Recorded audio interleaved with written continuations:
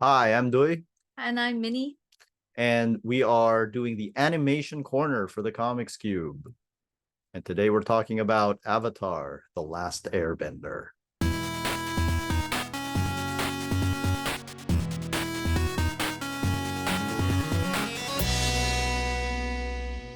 So we have a regular schedule on the Comics Cube.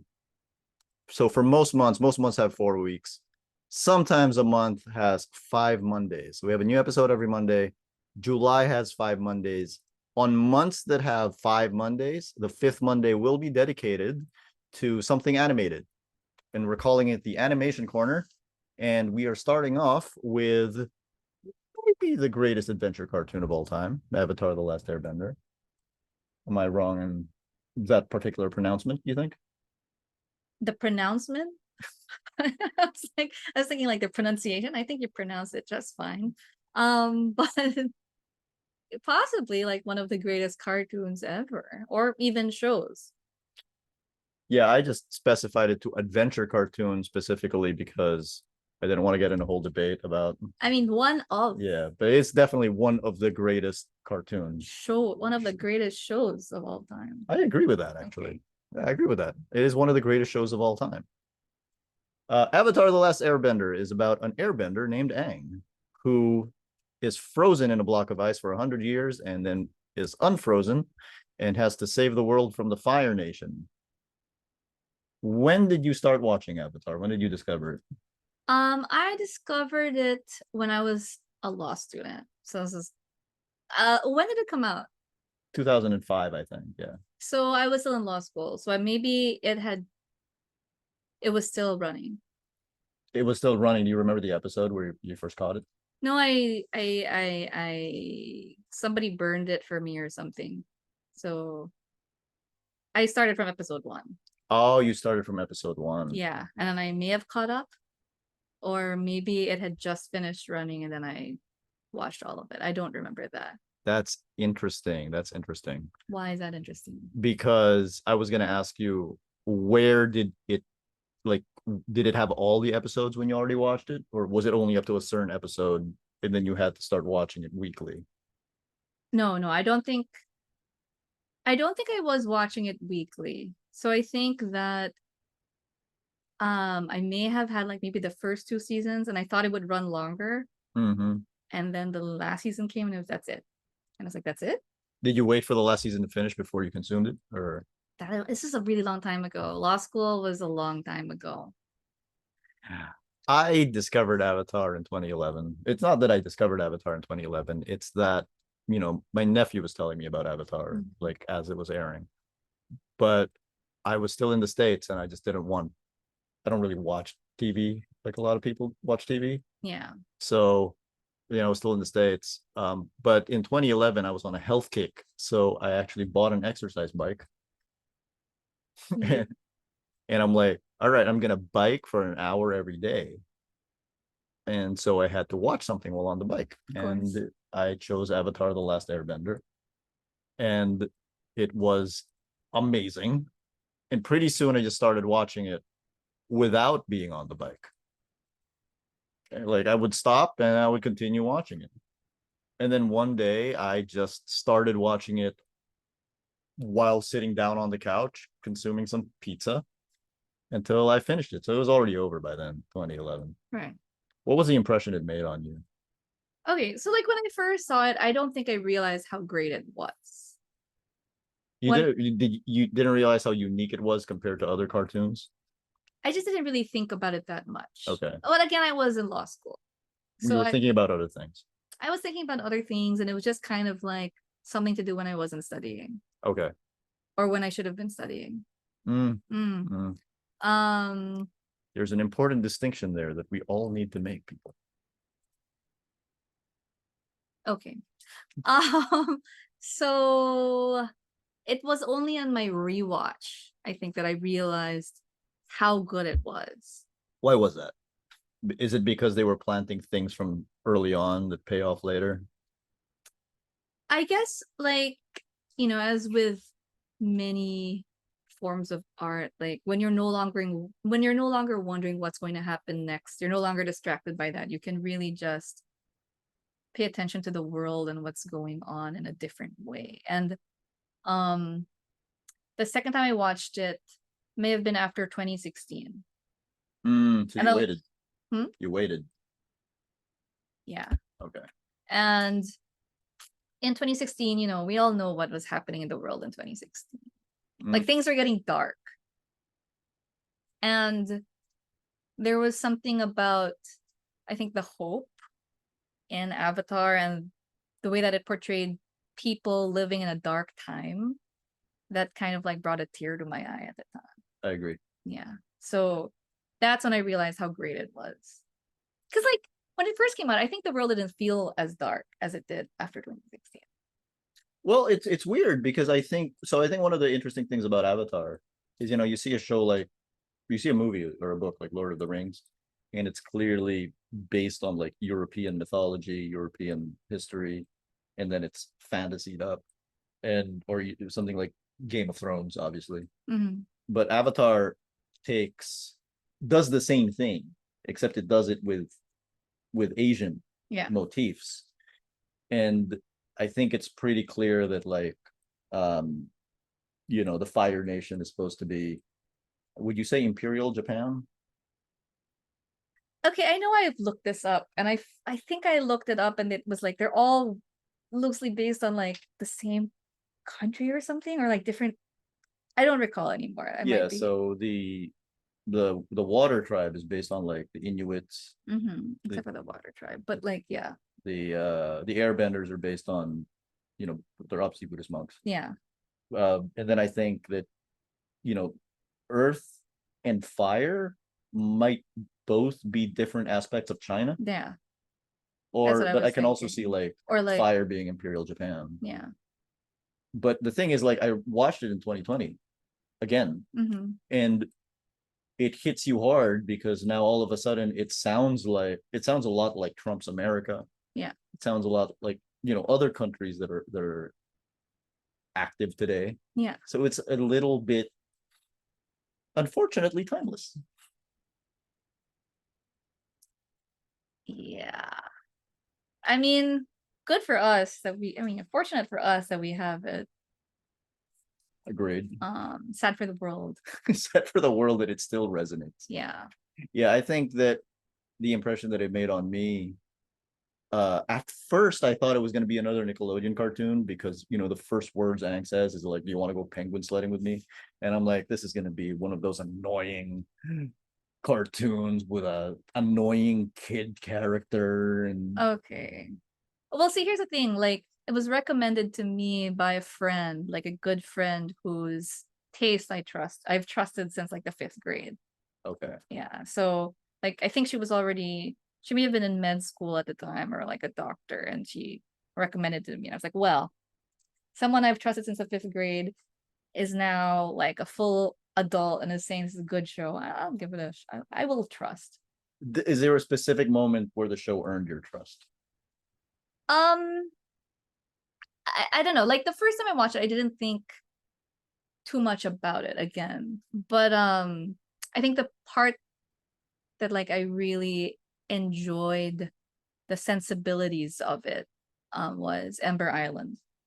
That's late in the It's game, really late in the game. especially since you didn't even watch that on your first go around because you only watched the first 2 seasons. No, I finished.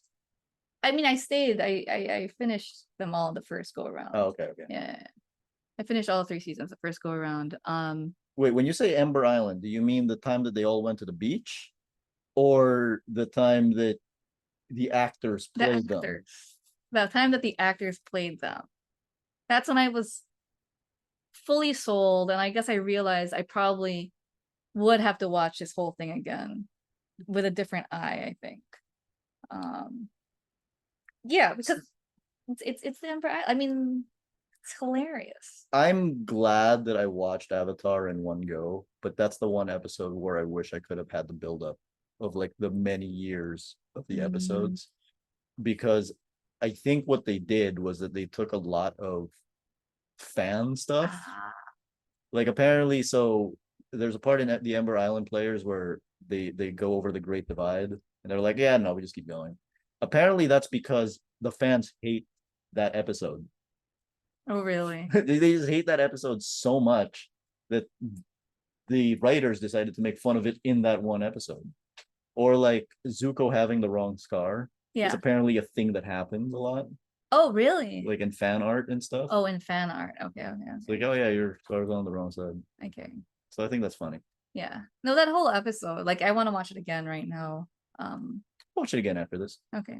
It's all on Netflix. Yeah. It is. Is it? Yeah, it's all on Okay, Netflix. awesome. Avatar and Korra are both on Netflix. Yeah. Korra. We'll Yeah. we'll get to Korra eventually. Mhm.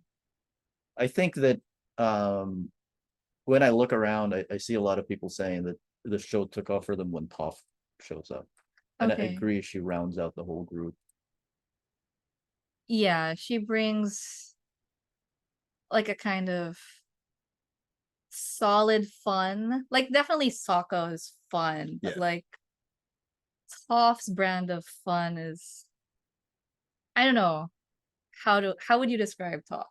I think so. How I would describe Toph is that she's the one character in the whole group or the whole series that has like no baggage. I know like they try to add baggage onto her, which is like, oh, I ran away from home, but she's like extremely a well-balanced individual.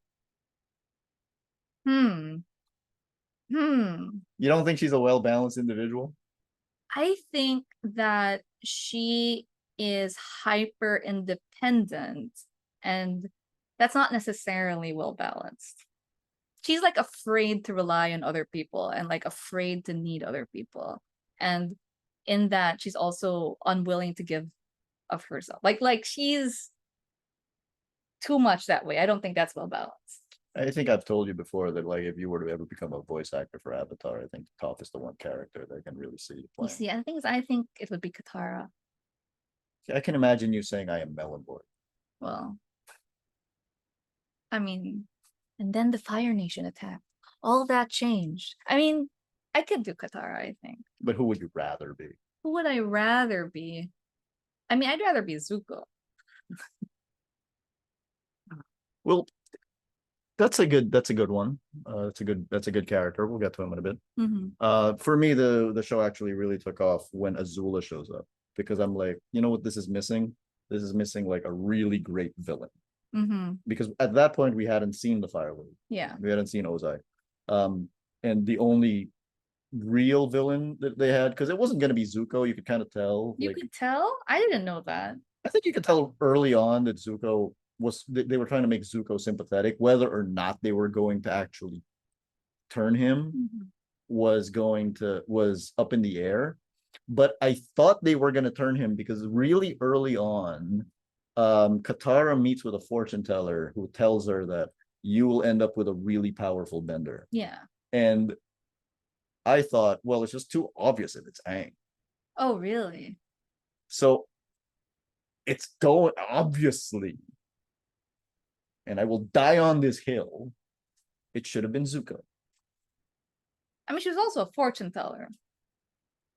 Yes, but I mean, it's still she should have been Zutara hashtag Zutara forever. Yeah. I'm not sure. I mean, in my heart, like I wanted it to be Katara and Zuko. Yeah. But like, would that have been right? Yes.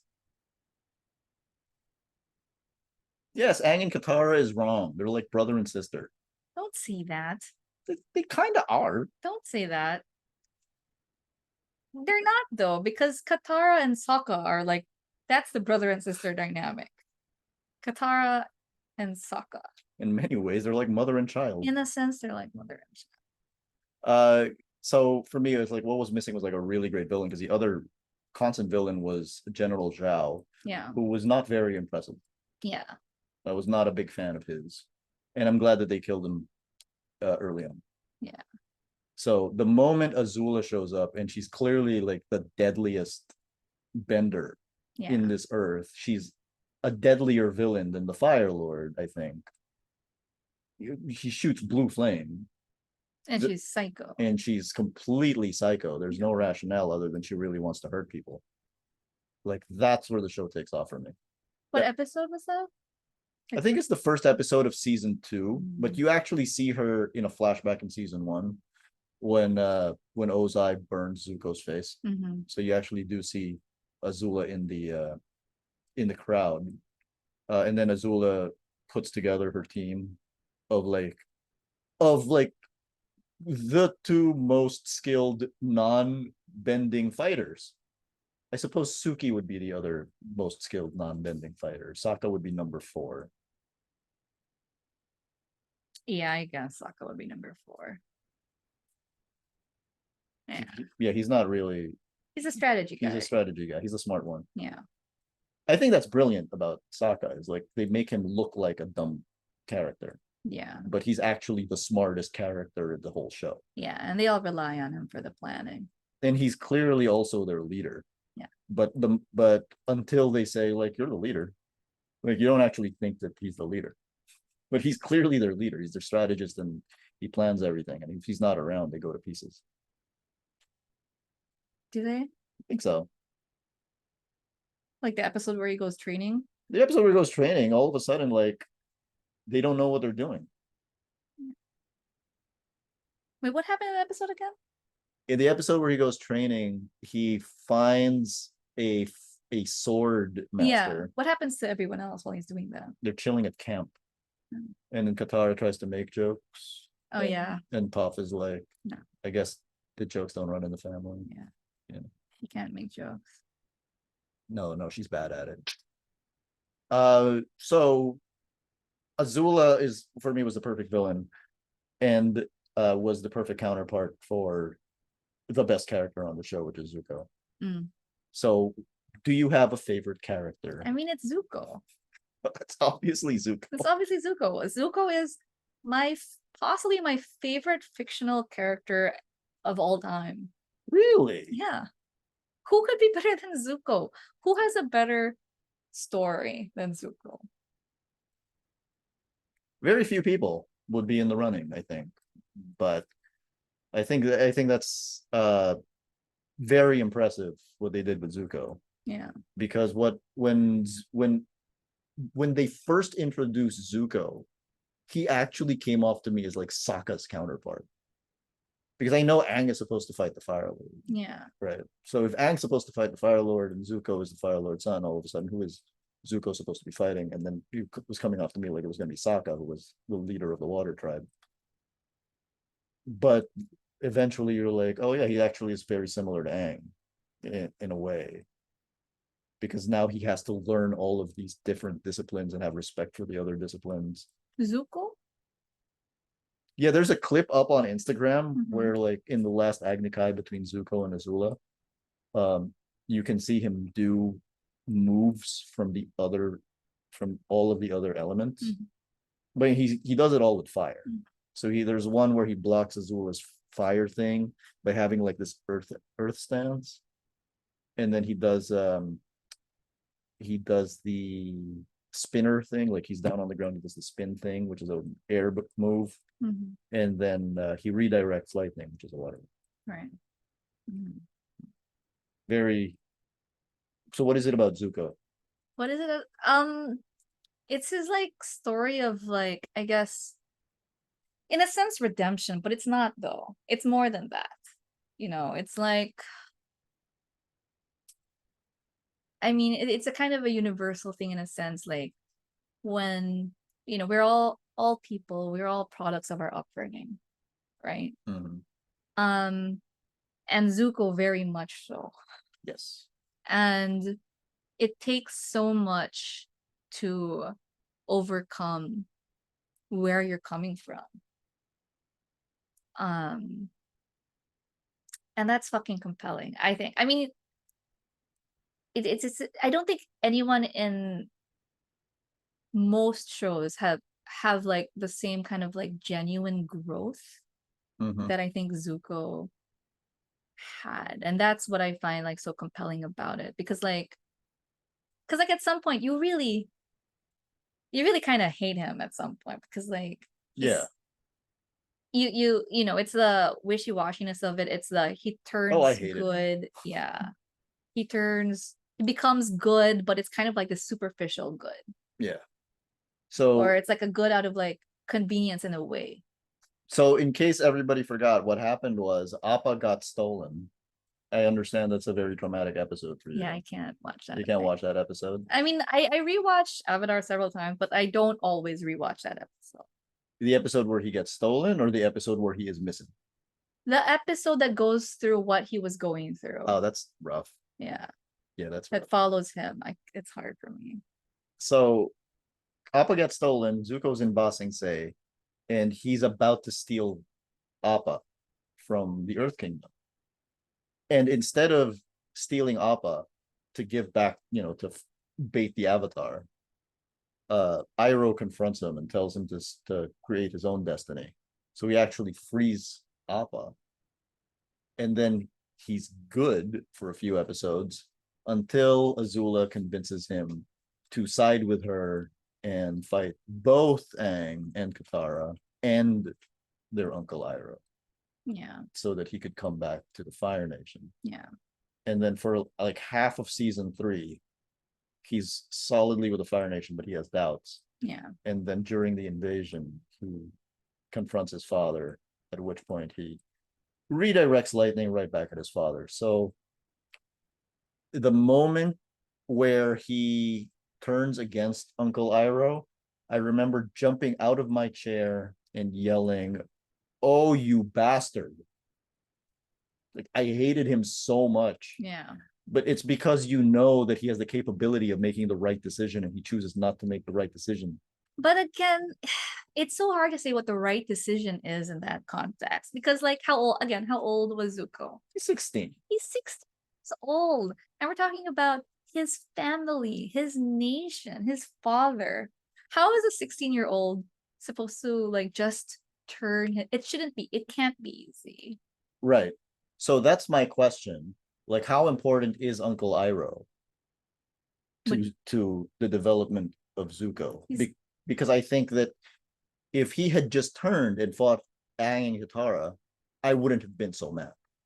Yeah. But you're talking about his family, but Iroh's his family too. That's why I was so mad. It's like, why are you fighting Iroh? But I think that Iroh is like the second most important.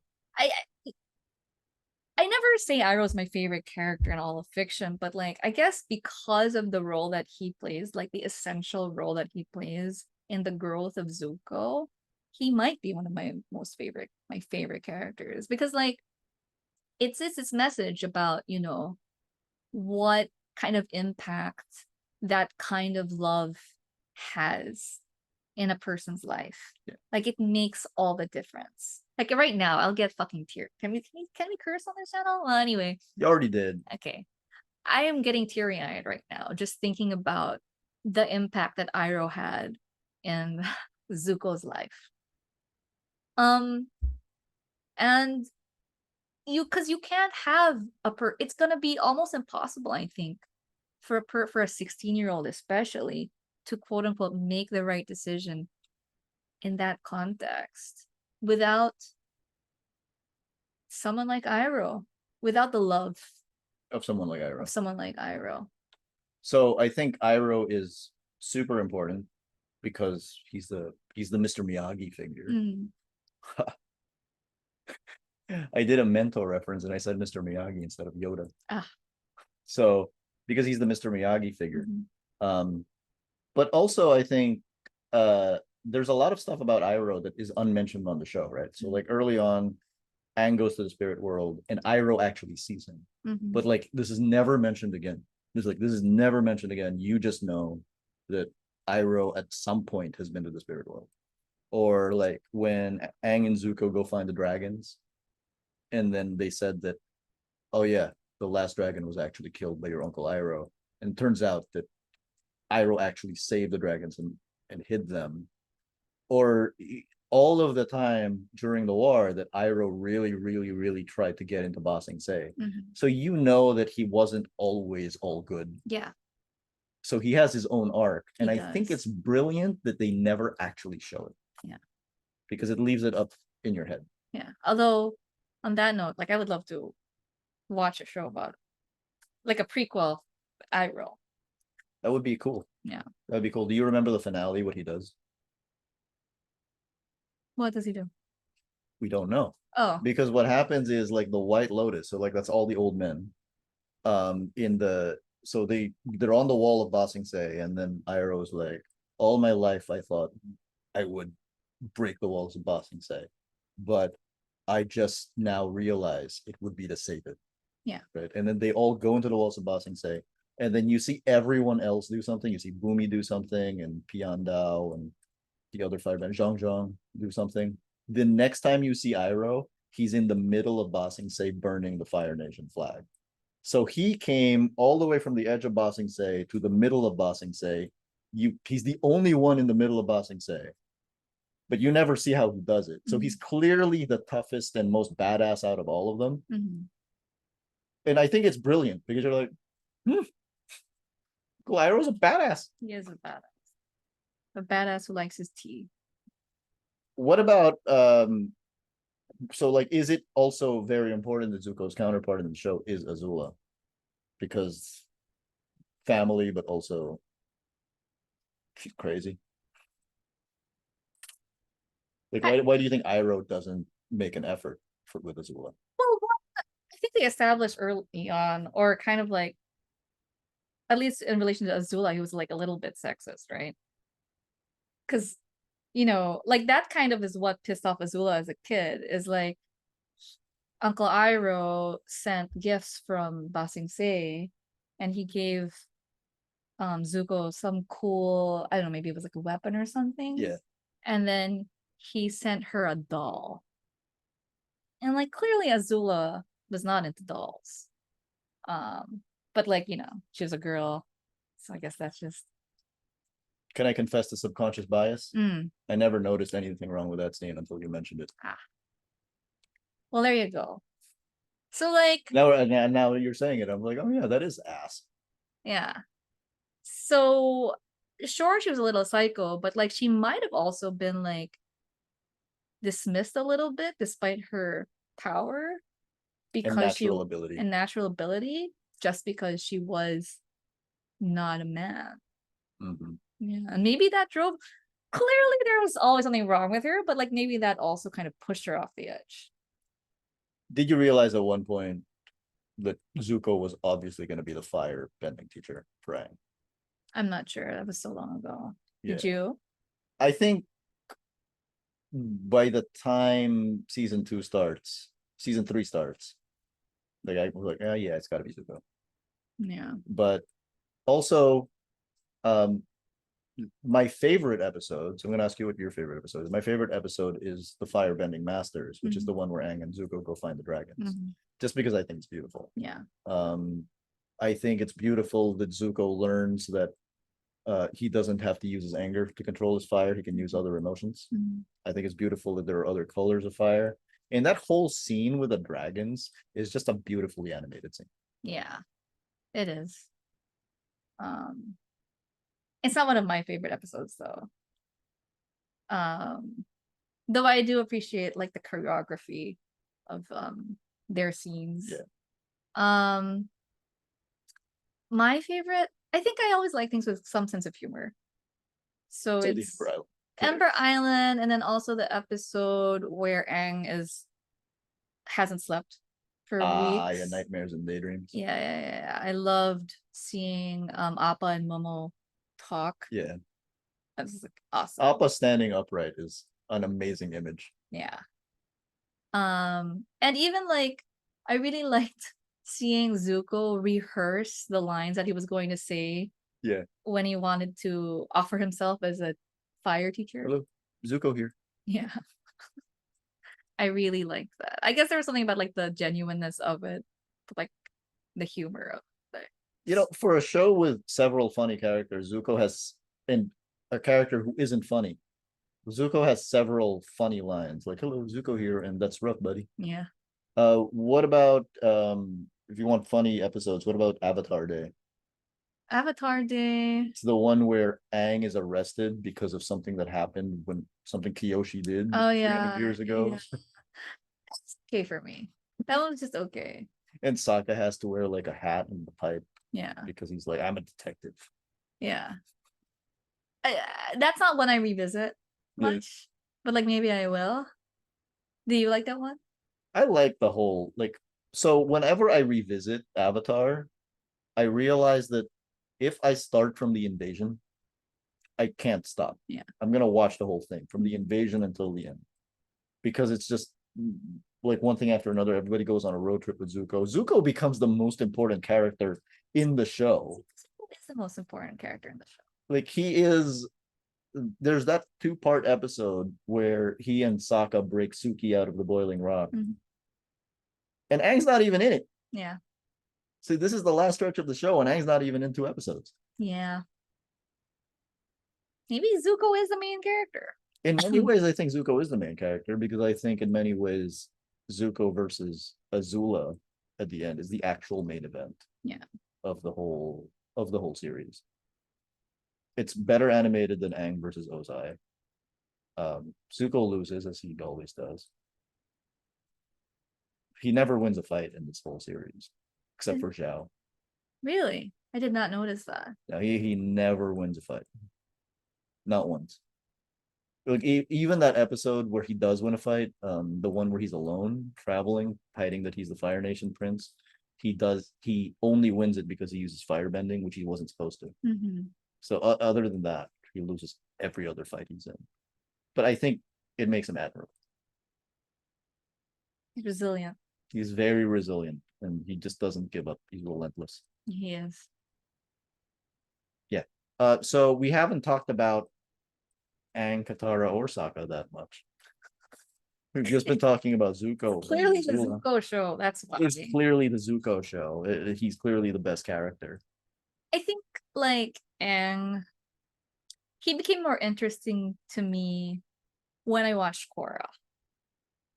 Because Because you realize his own difficulties. I think his challenges don't feel real while you're, I mean, to me anyway, like while you're watching Last Airbender, they don't feel real. You don't really fully get how it could be any other way until you see like Korra. And Korra is just like so gung-ho about being the Avatar. Yeah. That you realize, you know, how difficult it must be for a child who doesn't want it to have to overcome those like personal considerations. He's like 11. Yeah, he's like 11, 12. Yeah. Technically 100. Technically 100. Actually 11 or 12. Like, come on. Like, he just wants to have fun. He doesn't want any of this. Yeah, I mean, I do think he grows. Yeah, he grows. Throughout the literally and figuratively. Yeah. Throughout the show, but I don't think his character arc like super compelling. I think it is a I don't want to say generic, but it is a whole thing about being the chosen one and having moments of doubt. Yeah, but he's also just a child. He is a child, which is why hashtag Zutara forever. Yeah. What about Katara and Sokka? Do you have anything noteworthy to say about those two? Like, I think one of the turning points for me was one of the finales of season 1 where Katara's fighting Master Paku, and she's like, no, I know I'm going to lose, but you know, I'm not gonna let you treat women this way. Yeah. It's like, huh, I didn't expect that from a Nickelodeon cartoon. Oh, really? Mm-hmm. I enjoy their dynamic. Yeah. I don't particularly enjoy Katara as a character, but like obviously she's very important. Yeah. It's important that she is the way that she is. She's like vital, but she's not enjoyable. No, she's not. Yeah. But somebody has to be the mother. Yeah. And even she resents it. Oh yeah, they have that whole thing between her and Toph. Yeah. where they fight. Yeah. About it because she doesn't know how to have fun. Yeah. I like Sokka a lot. Like I said, I think it's brilliant that they play him off like a doofus, but he's actually the smartest character on the show. Yeah. So I think there are certain things in this show that are a little hidden. You kind of have to pay attention to it, and that's one of them. Iroh's whole backstory is one of them. The fact that, and I didn't even notice this until maybe the third time I watched it, which was after they see the dragons, So before they see the dragons, every time Zuko firebends, he grunts. Mhm. Like, "Ah!" And afterwards he stops Mhm. because he's no longer channeling his anger. Yeah.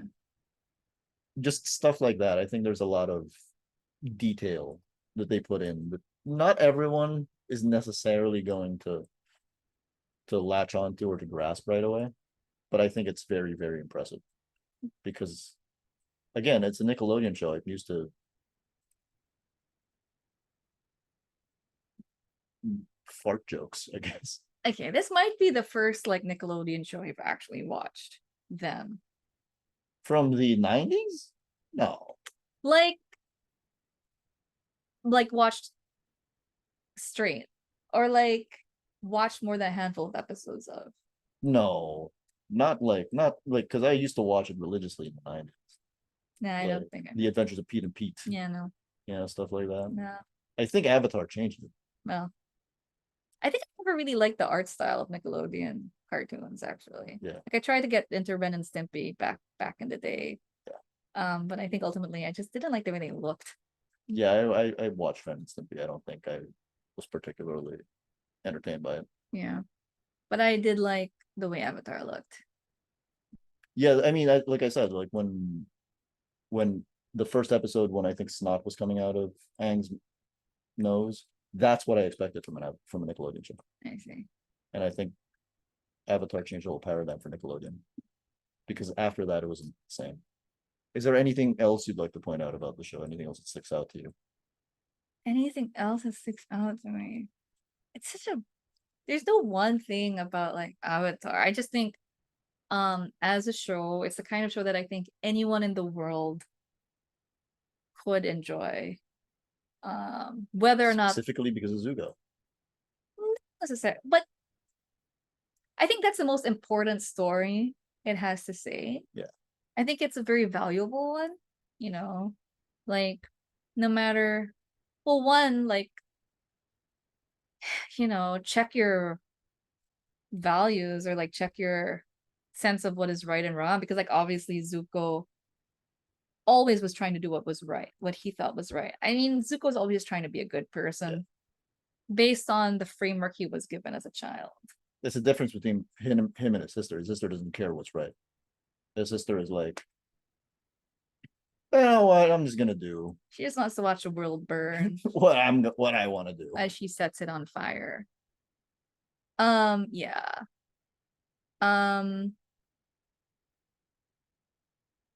And no, but there, like I think, I think there are certain sets of values that are like a little dangerous. And it's one of them is, what Zuko had in the first half. Mhm. Like where his, self-righteousness, I think. That's a dangerous thing. But like people who are self-righteous don't really realize You it. don't realize it, no. They just think they're right. Yeah. And it's so important to be right At the expense of everyone else. at the expense of everyone else. Yeah. Like, I don't care about you as a person, you're wrong. So, can I curse? Fuck you. Are we allowed to? You Like, are fine. allowed to curse. Okay. Anyway, so there. If I had to bleep out every time somebody cursed on my show, I'd be adding a lot more hours to my. Okay. And the ability to like, overcome that, I think. Okay. But you mentioned like there would be other elements that make it, palatable to everyone else, to like anyone in the world. But I think it has all the elements. It's got so much to enjoy. It's entertaining. It's entertaining. It's funny. Yes, of course. It's funny. It's got, nice relationships.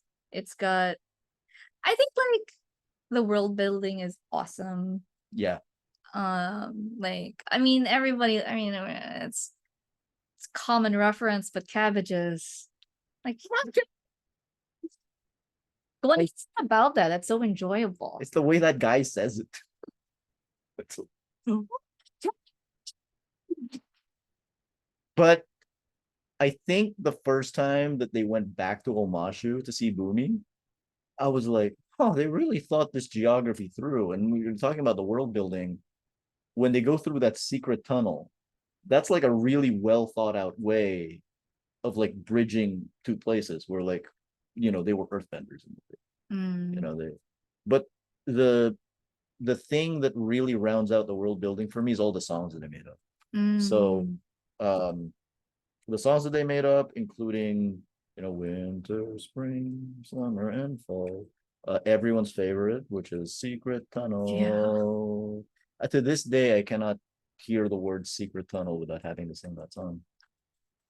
Um, and Leaves from the Vine, Mm, which is, if somebody wanted to make like a serious cover of that song, I would totally put it on my playlists like all the time. yeah.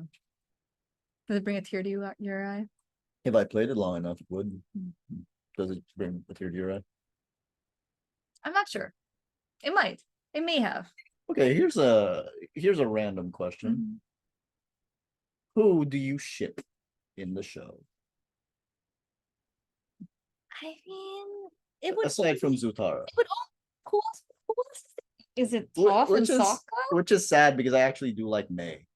Right. I'm not sad that Zuko ends up with May, Yeah, but I still would prefer Zutara. yeah. For me, it's only Zutara.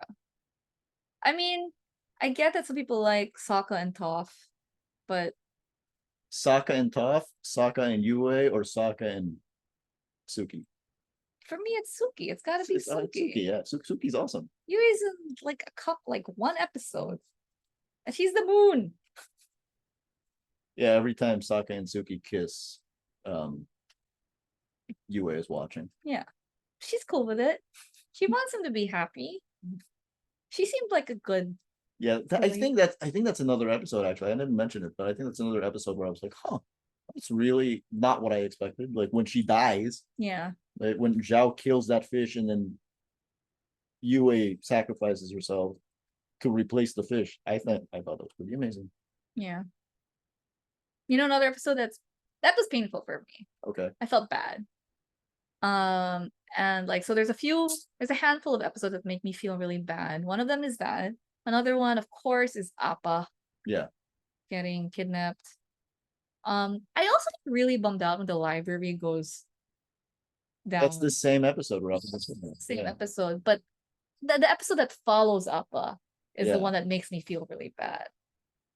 And then the episode before that where the whole library goes down, that hurts. It's so painful. Like I totally am with the owl. archaeologist guy. Oh, the archaeologist guy. I thought you were Yeah. gonna say you were with the owl. I'm Oh, with the owl. so I know, because everyone was being dicks. good. Like, you know what?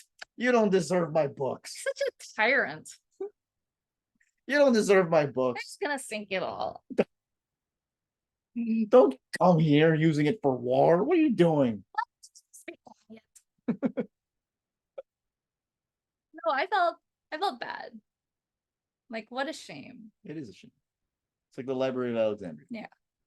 That's probably exactly what it has to be based on, right? Probably. Yeah, there's no way it isn't. But that I think those are the ones. Are there other episodes that make me feel bad? Well, I hate the other episode I can't watch again is the bloodbending episode. Oh, well, that's rough just because. It's terrifying. Yeah. That's rough because it's basically a horror movie. It is. I feel episodes like that have to prepare you. Because you're not prepared. So are you an advocate for trigger warnings or for trigger warnings and content warnings before a TV show? I don't know, maybe. Like here's the thing about scary stuff. Scary things can live in your brain forever. Well, also the thing is, if you're watching a show like Avatar the Last Airbender, you're not expecting a scary thing. No. So it's not fair. It's not fair for them to just randomly do a horror thing. As many times as I've seen the whole thing end to end, I think I've only seen that episode twice. What did you feel when Katara went on her road trip with Zuko to find her mother's killer, and then she pulled out the bloodbending? I mean, it wasn't pleasant. Yeah, because I remember when she pulled out the blood bending, I went, "Holy shit!" Yeah. Because you wouldn't expect that Katara would ever pull it out. Yeah. Guess it was important to show you like Katara's not as nicey nice. She has the potential to be dark. I mean, she did warn you throughout the whole show that her trigger was her dead mother. She mentioned her like in every episode. That's true. Yeah, it's even though Sokka's mother, it was Sokka's mother too, and That's true. he never mentioned her. I guess Sokka's more of a daddy's boy. Possible. Yeah. I mean, we do see that in the Yeah, show. we do see that. Um, another thing that I would like to point out, the boulder. The boulder says, yeah. So that whole thing is based on professional wrestling, Oh, and the boulder is designed to look like The Rock? The Rock, Really? and is voiced by a professional wrestler named Mick Foley, who, for a while, was The Rock's tag team partner. Mm. So it's one big inside joke. Apparently, he got Mick Foley because they wanted The Rock to voice him and couldn't get him. They tried. They tried. What a shame. Yeah, it would have been perfect because that was The Rock's whole thing when he was a wrestler. He would talk in the third person. Yeah, The Rock says. The Rock says. So the boulder. So that I thought that was a pretty fun nod That's to, cool. to professional wrestling fans. That's cool. Did the other elements of wrestling come out in the earthbending There matches? was one. There was an earthbender, and his name was Fire Nation Man. Mhm. And then he was like, stand for the Fire Nation national anthem. And then in the 80s, they, when Hulk Hogan was big, he would routinely fight people like from Russia or from Iran or whatever. And, it's very racist. But it was like, and then they would be like, stand up for the Russian national anthem. But they were not, they lived in America, obviously. Right. They were no Russians. I mean, they might have been, Mhm. but it wasn't, they lived in America, so they clearly did not support the USSR. Right. So I thought that was pretty fun. Mhm. And I think the last thing that I want to point out is like we mentioned the White Lotus. Like, so the White Lotus is like the previous generation of heroes in this universe, and they're all men. True. By the end of the series, the most powerful earthbender is a girl, the most powerful waterbender is a girl, the most powerful firebender is a girl, Mhm. because Zuko is not the most powerful firebender. The most skilled non-fighter is Ty Lee, who is a girl. Mhm. And then you've got Sokka and you've got Aang and you've got Zuko. So it's pretty, like, the team is pretty even. Mhm. So I don't know if it was trying to make a statement, but I think whether or not it was trying to make a statement, it made a statement. Yeah. I think like even before the end though, like, going back to bloodbending, I feel like that old lady was probably the most powerful waterbender, right? I mean, Okay, she's probably the most powerful waterbender. You were correct. although not necessarily like, doesn't actually have the power over other people. Although in a way she definitely does. Yeah. Yeah. We're just not gonna count people who only showed up for one episode. Okay. Okay, let's close this off with the very fun question of which bender are you? And which bender would you like to be? So sadly, I think I would be Katara. But like again, I'm not fond of her. And maybe that's part of why I'm not fond of her is because, you know, um I know her too well. No, I don't know. But yeah, I think I'd be Katara. I wish I would be. I mean, Azula's pretty fun.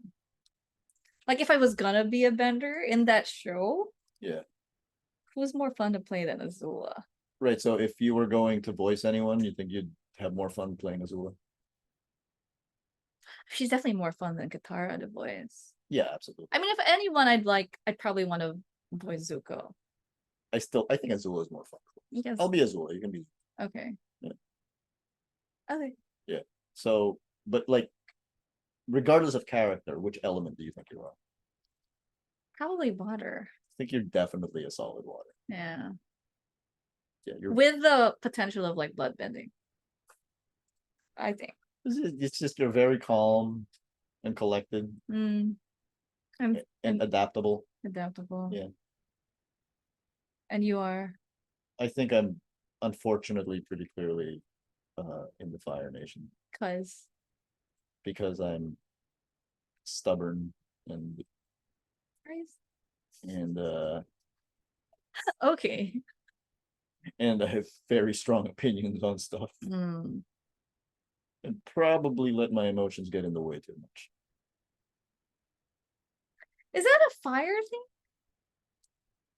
It's the way that they explained it was, the old original method of firebending that the dragons taught is like it's about learning how to control your emotions and letting it out. But the modern Fire Nation is all about like channeling your anger. Mm-hmm. So, but I would like to be, um, I would like to be an air nomad. I mean, that's the most fun. Although, Not because they can fly, just because like I feel like I would like to have that kind of inner peace. I feel like I'd like to be a waterbender because I feel like it's the coolest. You know, you can go surfing. Also, Without needing a surfboard. yeah, you can do so much with water that I think you can't. Do you think you would enjoy surfing if you could control the water? Yeah, I think so. Really? Don't you think like part of the enjoyment of surfing is learning to ride that specific wave? But if you can control the wave, then I think I'd learn. I'd find something else to have fun with. okay. But like just so like surfing as it is, I don't think I would do. Mm-hmm. Like I wouldn't get a surfboard. Um, but maybe I would like create a really, really fucking gigantic wave. Or although that seems like it would be terrible for the fish. So maybe I wouldn't. That seems like it would be very inconsiderate to everyone else. Okay, I have one last question that I just popped into my head. Mhm. Right. So it's actually a two-part question. Okay. Who's your favorite animal in the show? Ah. And if you could put together any two animals, Mhm. like in the world, Yeah. which two animals to keep as a companion or a pet? Yeah. Like what two animals would you pick? So my favorite animal is obviously Appa. I Yeah. don't think anyone else. Sorry, Mama. I don't think anyone else is the right choice. Yeah. I mean, I like Appa too. Well, he's very big. And he sheds a lot. You don't have Um, Momo. Momo, I like living in the city. I feel like Momo would be easier to deal with. How can you imagine feeding Appa? No, it would be horrible. Yeah, exactly. But I can fly on it. Yeah, where would Appa stay? The roof. Two animals to combine in the world. One of them, I guess a raccoon otter. Oh, Hmm. is that influenced at all by a movie we watched recently? No, they chose the two perfect animals. They know the appeal of raccoons and otters. I have been following an otter Facebook page for a while now. And so when I saw that, and I was Well, like, today I learned something new about you. I like raccoons and I like otters. Have you seen what otters do? I mean, Like they when have they hold each other's hands, like on they the hold water. hands. They have like special rocks Yeah. and shells that they have pocket like there's this one otter in like a zoo in Japan who like has all of these toys like that he gives them one at a time to like the caretaker. He's Yeah. like, take one, take. It's very cute. It's very cute. Yeah. So I don't know. I think I would probably like die. I'd be like overwhelmed if I saw a raccoon otter. What about you? I'm gonna be really simple, a cat and a dog. A dog is already perfect though. What would you want? What element? Sorry for the cat lovers out there.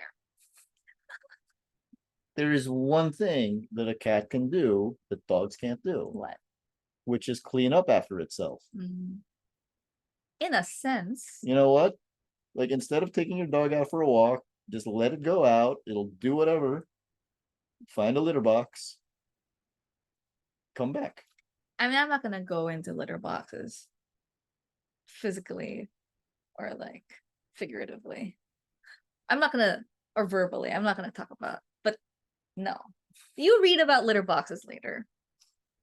You know, I used to take care of a cat, right? Oh, really? I did not know that. Okay. That's it. Okay. Yeah, so that was Avatar the Last Airbender. Actually, we really just talked about Zuko. So, you know, that was the first episode of the Animation Corner, which will be a regular feature on every month that has 5 Mondays. So I don't know when the next one is. We should figure something else to talk about. Maybe we should have talked about Spider-Verse, but you know, I already have a Spider-Verse episode up, so you can watch that next. Click like, share, and subscribe, and we will see you next time. The second week of July, we are reading the first appearance of Batman.